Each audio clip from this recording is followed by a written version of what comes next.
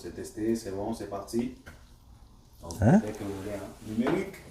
Attends, j'ai comme un spot blanc dans les yeux, là. à cause C'est la de- lumière. Bon, Salut Lily. tout le monde! Pourquoi tu... 1, 2, 3, 4.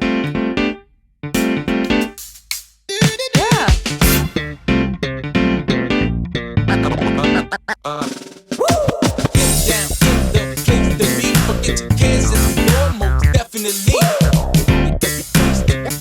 Place to be.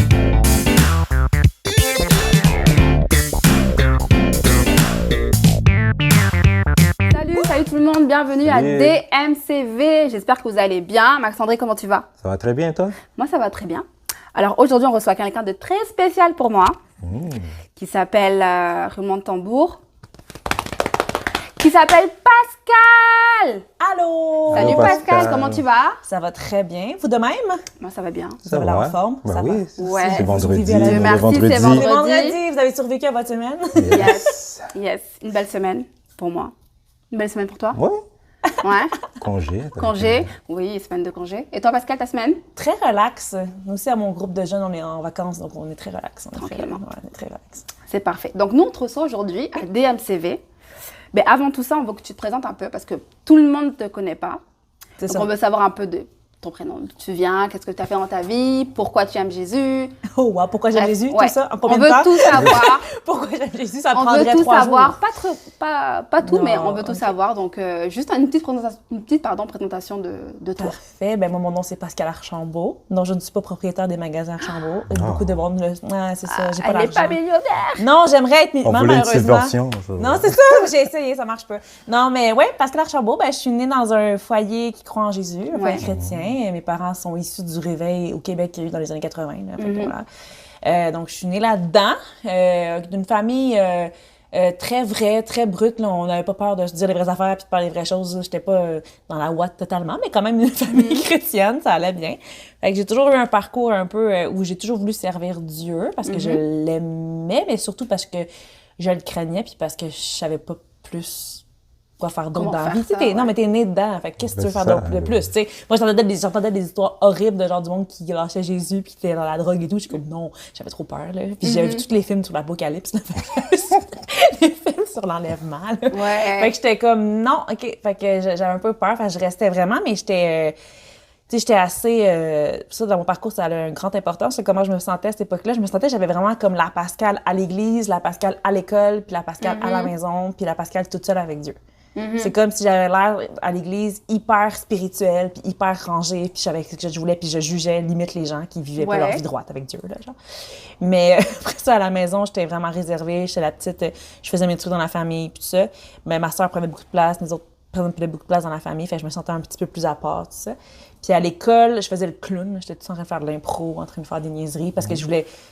En tout cas, je sais pas, j'étais juste plein de personnalités différentes. Puis à un moment donné, ben plus tu vieillis, plus tu grandis, ben là, tu te rends compte que ça marche pas. Tu peux pas être différente dans tous les domaines de ta vie. Il faut que tout soit ensemble. Fait que, ouais, justement, j'en parlerai plus tard, mais je suis un peu en quête de mon identité dans tout ça. Puis, mais j'avais toujours cette crainte, forte crainte-là de Dieu que j'ai eue vers l'âge de 7 ans. À 7 ans, j'étais dans un camp chrétien. Wow. Ouais. Puis à l'époque, il y avait des gros camps chrétiens. Ouais, C'était ouais, je m'en Tu rappelle, déjà eu des gros ouais, camps ouais. chrétiens? Mais c'était comme on était genre 300, 400 jeunes. Il y a eu un appel à 7 ans. Je me souviens même pas pourquoi qu'il y a eu un appel. On s'en souvient plus. Là. Je me suis juste lancée en avant, puis je pleurais. Puis j'étais dans le groupe des plus jeunes. Puis Ouais. Nanou, qui était mon monitrice. Manouk. Nanou, elle s'appelait. C'est Nanou. son nom de camp, là, Nanou. Ouais. Elle est tombée dans l'esprit à côté de moi. Fait que j'étais hyper traumatisée. Wow. En même temps, je savais que c'était bon. Puis Le je voyais baptême. tout le monde pleurer. Puis je comprenais pas pourquoi. Puis elle me disait, ben, avant de tomber, elle m'avait dit, tu lèves tes mains, puis prie le Seigneur si tu veux. Tu sais. J'étais comme, je suis pas capable. J'étais incapable de bouger. En tout cas, tout ça pour dire que j'ai eu la crainte de Dieu à ce temps-là. Puis j'ai fait quoi? Wow, Dieu, c'est quelque chose. Tu sais.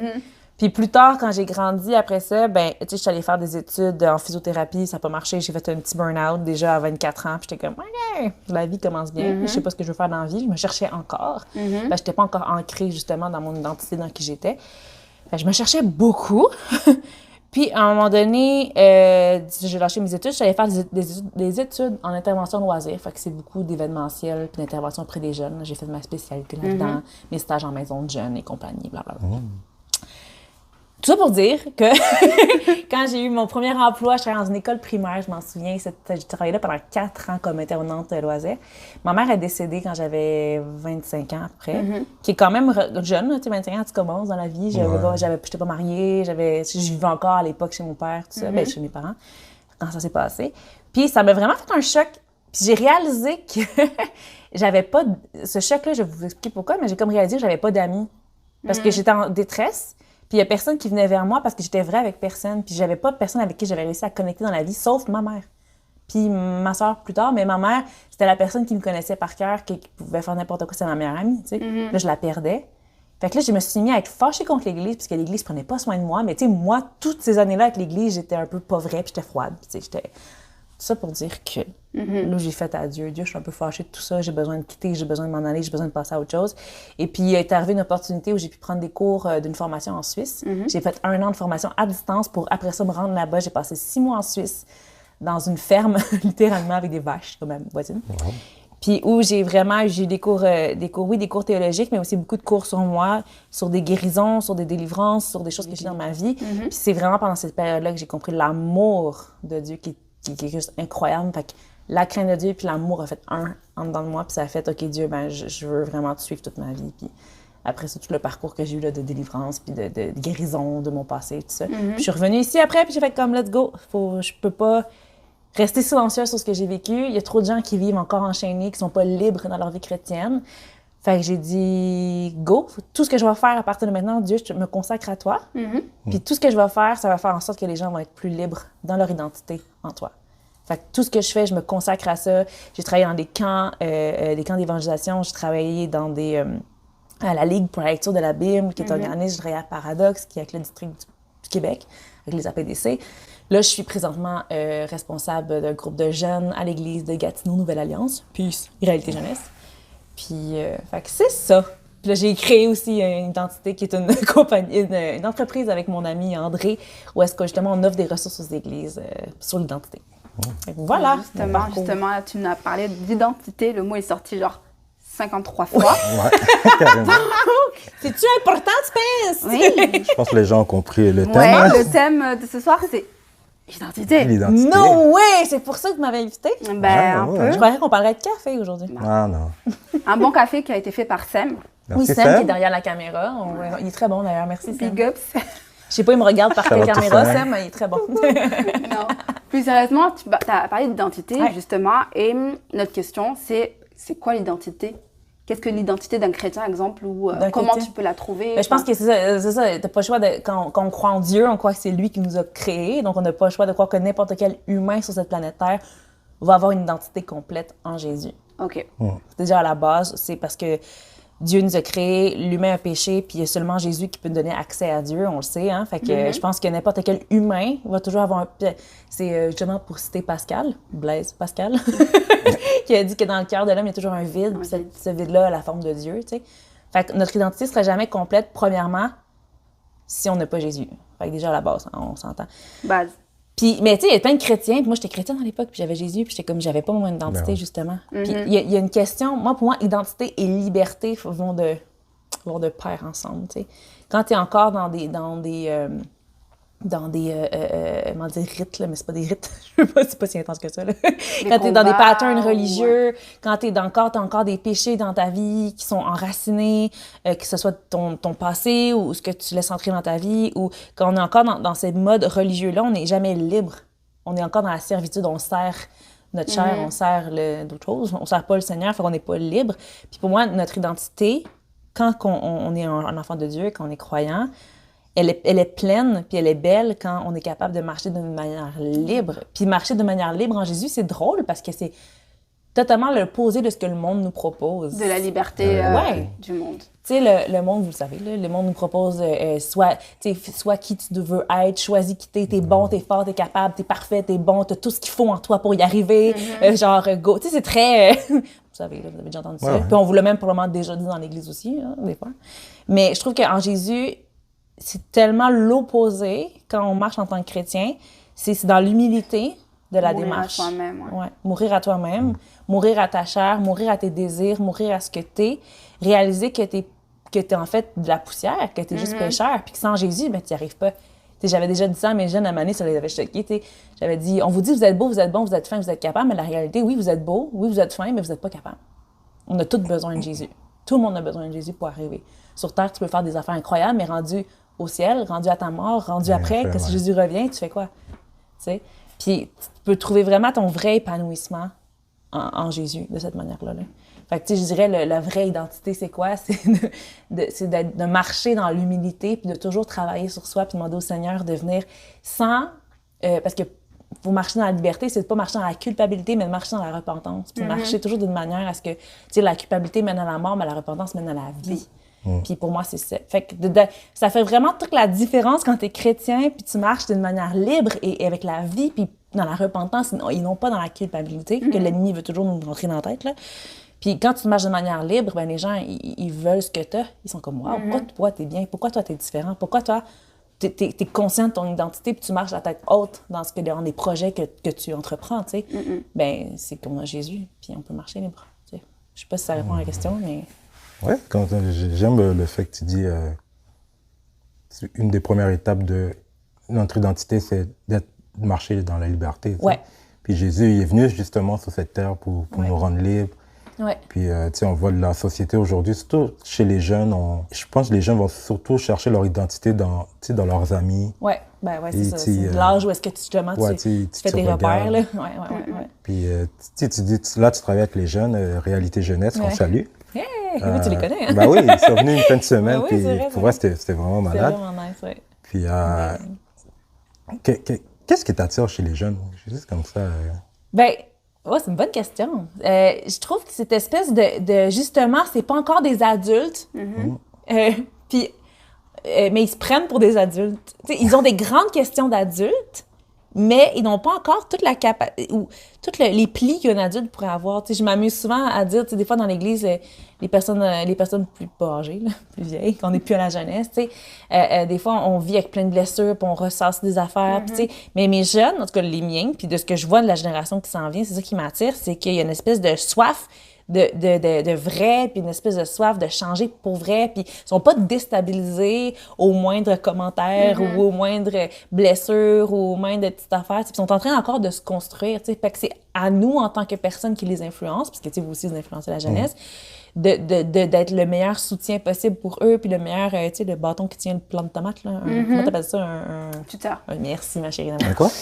Un tuteur. Un tuteur, être le meilleur tuteur pour eux, pour qu'ils grandissent au moins, oui, ils vont faire leurs erreurs, ils vont faire leurs gaffes, mais je pense que, puis tu disais tantôt, ils recherchent leur identité partout, puis c'est ça que j'essaie de leur faire inculquer, puis c'est ça que je trouve ça beau par rapport à leur génération, c'est que, pour revenir un petit peu à l'identité en Jésus, c'est que c'est ça qui est l'humilité du chrétien, c'est d'arriver à dire, je vais pas essayer de me définir, mais je vais laisser le Créateur, puis lui qui me connaît mieux, me définir dans mon identité. Puis c'est ça qu'on essaie de travailler avec eux. Moi, je les bombarde pas de jugement, puis de voici qu'est-ce qu'il faut faire, pas faire, puis comment faire un beau chrétien, mais je les bombarde du caractère de Dieu. Dieu, il est fort, il est doux, il est amour, il est colère, il est grand, il est justice, il est ça. Fait, en leur présentant le meilleur portrait de Dieu possible, ben ils vont peut-être vouloir lui demander à ce créateur-là de les identifier, en fait, d'avoir qui est accessible, Fait que moi, c'est ça, j'aime trop les jeunes. Mais c'est vrai, j'aime vraiment ça. J'ai toujours travaillé avec les ados, là. C'est ça qui est le fun. Puis les questions qu'ils me posent, des fois, il n'y a pas un adulte qui oserait me poser ça comme question. Mais justement, on voudrait, une sorte d'exemple de questions de combat que les jeunes ont sur l'identité. Et quel type de réponse t'as pu apporter ou quoi, ou des petites solutions, des petites clés que tu peux leur donner? Ah ben c'est vraiment une bonne question. Il y en a tellement des questions, surtout, surtout que cette année-ci, ils me posent beaucoup de questions par rapport à c'est qui ma future femme, mon futur mari, puis tout ça. Là. Alors, je suis pas jeune. Bombardée, j'ai dû faire une rencontre sur... Cette question, je me la pose aussi. Ah oui, tu te la poses, on en reparlera. J'ai dû faire quelques interventions à ce niveau-là, ça c'est un autre sujet. Mais aussi banal, là, que j'ai une de mes jeunes qui est venue me voir en panique à un moment donné, parce qu'elle venait de se faire baptiser, ça faisait pas longtemps, puis elle a pensé que sa vie allait changer après le baptême. Puis elle me disait, elle dit, faut que tu me donnes des trucs, là, je veux lire ma Bible tous les jours parce que si je la lis pas assez, puis elle venait vraiment comme stressée, tu sais, vraiment. Là, j'étais comme, waouh, moi, je serais triste à la place de Dieu, tu sais, de savoir que, tu tu dois absolument comme pas dans le sens que ça, c'est important de le mettre à notre horaire là, de prendre du temps Mais avec tu Dieu tu prends ça comme un fardeau. comme un fardeau puis de dire ma vie ira pas mieux si je fais pas ça. Ouais. Tu sais, je suis comme ben Là, tu commence tombes dans la à religion, tu sais là. commence à avoir une relation d'amitié avec Dieu, à lui parler constamment tous les jours, puis à prendre du temps avec lui, puis à le connaître, à apprendre à ce qu'il se révèle au travers le quotidien. Puis après ça, tu vas avoir peut-être envie d'aller lire sa parole pour t'apprendre à connaître sur lui. C'est des fois, on fait l'inverse, là, on pense que si on se force... En tout cas, moi, c'est ça que je faisais avant, là, puis Dieu m'a vraiment parlé par rapport à ça. Là. Je faisais un petit peu de ces temps de prière-là que je me faisais quand j'étais jeune, un idole. Là. Tu sais, je me disais comme, si je prends mon livre, je prends ma petite musique, Faut que je mon petit surligne. café, mon petit souligneur des 3 couleurs, tu sais, un petit rose pâle, là, Ouais, puis ouais. juste pour souligner. Ben, les gars, faites peut-être pas ça, là, mais en tout cas, pour moi, ça devenait comme mon petit moment avec Dieu. Puis j'étais comme, j'ai lu Psaume 103 aujourd'hui, c'était magnifique. Tu sais, puis là, je pense non, mais Dieu me disait comme, mais c'est complètement ridicule, ça devient ton idole, genre. Fait que j'étais comme, OK, c'est vrai. Fait que c'est des affaires de même que les jeunes vont poser, tu sais, puis surtout comment être différents dans leur milieu dans lequel ils sont. Puis j'ai un de mes jeunes qui disait juste, tu sais, j'ai plein de décisions à prendre, je suis stressée, qu'est-ce que je fais? C'est beaucoup par rapport au stress, l'anxiété, que j'ai des questions. J'ai un jeune qui est très impulsif aussi, qui vit beaucoup de pression, puis garde ça comme une bouilloire en dedans. Cosmonaute, là. Puis tu sais, tout simplement de leur dire, ben, hey, tu sais, faut faire ça, faut rendre ça, la vie, là, faut la rendre simple, parce que Dieu est simple. Tu sais, je leur disais, la maîtrise de soi, c'est un fruit de l'esprit. Le fruit de l'esprit, tu peux pas le contrôler toi-même, tu le demandes au Saint-Esprit. Puis il va te l'inculquer, puis sa vie, elle a changé de cette année. Il a commencé à se maîtriser, puis commencé à réaliser qu'il se culpabilisait plus quand il faisait des crises, parce qu'il disait, oh, tu sais, cet esprit, il faudrait peut-être qu'il revienne plus en moi, tu sais, il devrait peut-être m'aider. Tu sais, au lieu de faire comme, je suis con, je suis comme ça, je suis pas nice, puis... En tout cas, non, mais tu me m'en parles, puis comme je les aime full, mais je repense à eux. C'est cool. Ça répond à ta question. Non, ouais. Non, mais c'est un bon exemple, justement. C'est ça, c'est Ouais. quand on a des problèmes avec l'anxiété, le stress, justement, se rappeler que c'est pas notre définition, c'est pas notre caractère, c'est pas notre identité d'être stressé. Dieu n'est pas stressé. Voilà. Nous, on cherche à ressembler à Dieu et Voilà. donc on pense au caractère de Dieu. Donc Dieu est amour, Dieu est simple, il est posé, il est justice, il est... Tu sais, il est réfléchi. On oublie qu'on est ses enfants, puis que même si on devient adulte, puis qu'on vieillit, puis que mes ados vieillissent, puis que nous aussi, on vieillit, guys, je veux vous dire. Mais même si on vieillit, on est ses enfants, puis il faut approcher Dieu comme un papa, puis comme notre première identité, je l'ai dit tantôt, c'est enfant de Dieu. Puis parce qu'on est ses enfants, on a le droit d'avoir accès à ce qu'il a accès. Parce qu'on est ses enfants, il peut nous transformer. Parce qu'on est ses enfants, on peut marcher à la tête haute, tu sais. Puis c'est la base. Fait que, tu sais, en disant qu'enfant, on peut s'approcher de lui si on a des anxiétés, des problèmes, des questions. Et la première personne, il n'y a pas d'intermédiaire entre Dieu et nous à part Jésus. Fait que la première personne qu'on devrait aller voir, c'est Jésus, tu sais. Puis se tourner vers lui, tu sais. Puis, ouais. Je pense aussi, plus qu'on passe du temps avec Dieu, plus qu'on acquiert son caractère. Exactement, exactement. Et moi, je me suis rendu compte que plus je passais du temps avec Dieu, puis des choses changeaient en moi. C'est ça, ça n'a jamais changé tout seul. Ben, c'est les fruits. Ben ouais. Parce que tes racines sont dans un Dieu que tu connais, que tu apprends à connaître. Puis plus tu apprends à connaître quelqu'un, ben, tu as foi en cette personne-là. Tu as confiance en cette personne-là. Et tu lui ressembles aussi. Et tu lui ressembles. Fait que plus tu apprends à connaître Dieu, c'est la même chose. Tu as encore plus foi en lui. Tu as envie d'un peu plus. Puis mais des fois, c'est pas toujours facile. Là. On parle comme si c'était rose, la vie chrétienne. Mais ça, c'est un autre sujet. Là. Je dis dans la même question, un combat du quotidien. Puis c'est quand même de toujours une mort à soi-même, comme on disait. Mais c'est tellement beau puis c'est tellement riche quand tu arrives à passer par-dessus ton orgueil. Parce que l'orgueil, c'est le nerf de la guerre, comme ils disent. Là. C'est le pire. Mais c'est le péché, c'est l'orgueil. Tout péché vient d'orgueil. Fait que dans le fond, si tu es capable de piler là-dessus, c'est comme ça que tu as accès à Dieu. C'est le seul moyen, c'est de piler son orgueil puis d'avoir accès à tout ce qu'il peut nous donner. Mais oui, on est ses enfants. Là. Fait que, mais là, tu sais, tu nous donnes plein d'informations. Mais toute cette information-là, où on peut la trouver? Là, au début, tu nous parlais de ton projet Identité, ton entreprise que tu as montée avec André. Oui. Du coup, ben, est-ce que comment c'est accessible? Vous parlez de quoi? Identité? Écoute, ça a vraiment parti justement de André, ses problèmes. Ben, lui, c'était plus du côté pensée sexuelle, là, son identité sexuelle et tout ça. Donc, c'est vraiment, on n'est pas basé que là-dessus, là, si on parle pas que de ça, là, mais on s'est vraiment basé sur ça parce qu'on avait les deux même réflexions en ayant une histoire différente. Puis on a la même vision de Jésus, la même vision de l'identité chrétienne. Fait qu'on a vu qu'il y avait bien des manquements dans l'Église francophone au Québec. Fait qu'on s'est dit, on va créer une plateforme, c'est rien de prétentieux, c'est juste, on s'ouvre la bouche puis on parle de ce que je vous ai discuté en ce moment. Parce que je trouve que c'est pas tant discuté que ça dans les églises. C'est soit des deux extrêmes, soit un Jésus bonbon ou un Jésus strict ou un Jésus qui donne tout sans rien sans rien demander, tu sais. Fait que ça, on a créé ça, puis ça s'appelle Identité 103. C'est disponible, tu peux aller sur www. Qui écrit encore les www? En tout cas, écris Identité 103 sur Google, tu vas nous trouver tout de suite.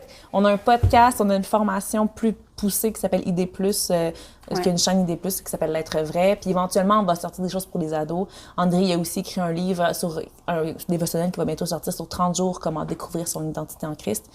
C'est vraiment pertinent, puis c'est vraiment un bel angle.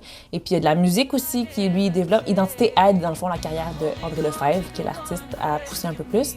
Et puis éventuellement, on va offrir des ressources plus aux églises, puis offrir des formations sur la femme dans le ministère ou sur, je sais pas moi, différents intervenants qui sont venus faire des podcasts vont venir faire des petites formations sur YouTube. Fait qu'on est majoritairement en ligne, puis on offre des ressources aux églises.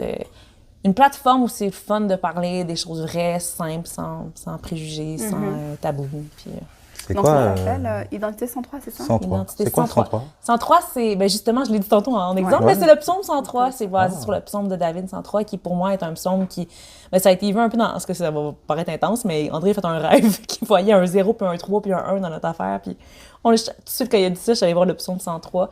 C'est vraiment David qui réalise qu'il est que poussière, en fait. Mais qui sert un Dieu qui est miséricordieux, qui nous couronne de miséricorde, malgré le fait qu'on soit rien, qu'on soit poussière. On est ses enfants, il nous aime. Puis c'est vraiment, vous irez lire le psaume 103, là. C'est un excellent, ben, ils sont tous excellents, là, mais très bon psaume sur l'identité. Quand on se pose des questions sur qui on est, si on n'est pas certain, psaume 103. Très bon psaume. Ouais, c'est pour ça. Puis vous recevez des invités, comment? Ouais, ben là, le podcast qui s'appelle Ton idée, André Wautière, que j'ai fait. Il y a une petite chanson. Oui, il y a une chanson. On pensait pas, là, vous devriez faire une chanson dans votre podcast. OK. Non. Mais ça a sorti de même, là. C'est très spontané. Mais, ouais, on a ça. Le podcast, c'est une des branches de l'Identité 103, là. On a commencé par là parce que c'est plus simple pour se faire connaître, puis ça va sortir éventuellement. Mais ouais, on reçoit tout plein d'invités. On a reçu une dame qui est venue nous parler du suicide de sa sœur chrétienne, puis qui a tout le deuil qu'elle a vécu au travers de ça. On a Pierre Bergeron, je sais pas si vous connaissez, qui a sa business sur le leadership, qui vient faire des formations dans les églises, qui vient nous parler de l'identité du leader. Tout juste, il n'y a pas très longtemps, on a eu l'identité d'un jeune papa, Ismaël Bastrache, qui a eu ses papas pendant qu'il était... Qui a eu ses bébés pendant qu'il était pasteur. Fait que tu sais comment consolider pastorat et bébé. Pastorat et bébé. Peut-être que Steve Jean-Baptiste aussi pourrait venir pour nous parler de ça. Ouais. Mais le plus cool, j'ai pas de favoritisme, mais un des cools qu'on a reçus, c'est Nathalie Collet-Martin, qui est la femme de David Martin, qui est le doyen académique de IBQ. Puis elle est venue nous parler de c'est quoi être une femme de pasteur dans l'Église, puis la pression qu'elle a vécue, puis ce qu'elle a vécu. C'est excellent, là, vous irez voir. Là.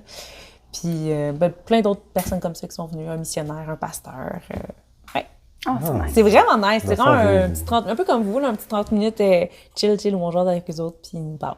C'est Enfin, vraiment vous touchez à toutes les branches, quasiment. Ouais, ben c'est vraiment toujours, tu sais, le thème reste l'identité en tant que, tu sais, puis la question qu'on pose toujours, c'est comment ton identité a été développée au travers de ça, ton parcours. En fait, c'est plus souvent aussi comment Dieu t'a transformé ou comment t'as rencontré Dieu différemment dans cette expérience-là, au travers de la mission, si t'es missionnaire, au travers du pastorat, si t'es pasteur, au travers de tout ça. Ouais, non, c'est vraiment intéressant. C'est mon podcast, là. Si c'était pas intéressant, non, allez voir, c'est bon.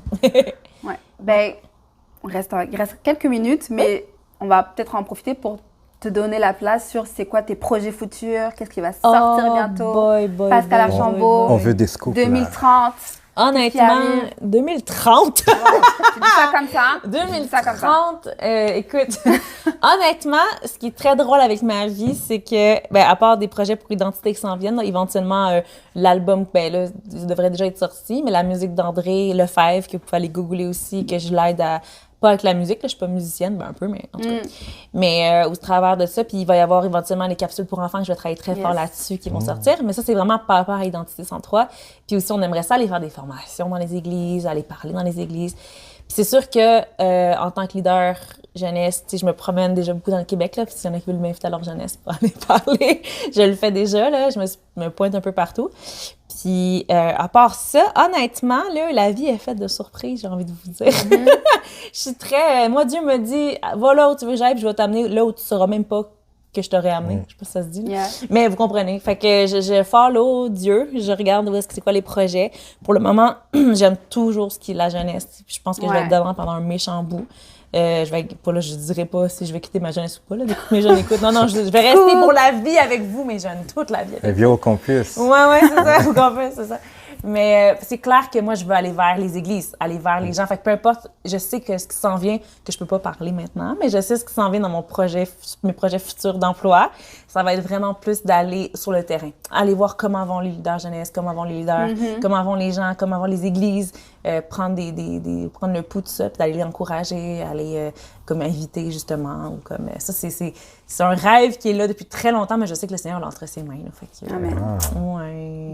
C'est super, c'est super. Est-ce qu'on a d'autres questions pour Pascal? Non, écoute. T'as putain de questions? Tu Plus de voulais me questions. demander tantôt pourquoi le monde est monde. Non, c'est pas vrai. non, c'est la question que je voulais pas qu'on me pose. Mais j'espère que cette émission vous a plu. On arrive à la fin de notre émission. Déjà. Qu'est-ce qu'on peut dire comme conclusion? Qu'est-ce qu'on peut ressortir de ce partage avec Pascal sur l'identité? Qu'est-ce qu'on peut dire? T'as-tu quelque chose à dire? Moi, que j'ai retenu, c'est que l'identité commence par la liberté Wow. et que c'est Jésus qui le donne. Ah, Ah, moi, ça m'a... yo! Max-André, parle! Chaba, non, mais Je me sens libre, là, tout d'un coup. Non, mais vous, juste ce matin, ce soir, cette nuit, Je me sens libre tout d'un coup. tout d'un coup, je me sens libre. Il est petit comme ça, non, c'est pas vrai. Non, parfait, c'est ça. Non, Exactement. Notre identité, elle est en Jésus et Jésus est venu pour nous libérer. Donc, on est libre. Puis comme en on aime bien Jésus. dire avec André, allons, si tu as des questions sur ton identité, va voir celui qui t'a créé, il te connaît mieux que toi-même, il va pouvoir t'aider à trouver ton identité, lui. Exactement. En fait. Exactement. Ouais. Donc, j'espère que cette émission vous a plu. Et si vous avez des questions autres, vous pouvez laisser des commentaires. Vous pouvez revoir cette vidéo, revoir des vidéos sur le caractère, parce qu'on a parlé de caractère. Ah ouais? Regardez toutes nos vidéos et puis je vous souhaite une bonne soirée. Vendredi... Non, pas vendredi. Prochaine Vendredi. vidéo. Prochaine vidéo. Prochaine Exactement. vidéo. Qui est un vendredi, parce que c'est toujours un Voilà. vendredi. Exact. C'est le podcast. Témoignage. Témoignage. Oh, trop Ah ouais? bien. Je savais Ah, tu pas me fais c'est un qui. scoop, j'étais pas au courant. Ah ouais? Émilie, tu donnes ton témoignage? Ah, c'est Émilie. Tout le monde veut la connaître. Ah, c'est trop cool. C'est ça, témoignage, puis... Non, mais merci. Merci de nous avoir écoutés. Merci, Pascal, Merci d'être à venu, Yes. t'avoir déplacé de loin. Hey, de très loin. C'est très Ah bien. ouais? Juste 15 minutes d'ici. Quand même, hein, avec le tunnel, Avec le toujours tunnel, c'est belle. le tunnel qui est là, Ouais. compliqué, c'est ça. Donc, on vous dit à la prochaine, à vendredi prochain. Et sur ce, on vous souhaite une bonne semaine et Dieu merci, c'est vendredi. Bye! Bye!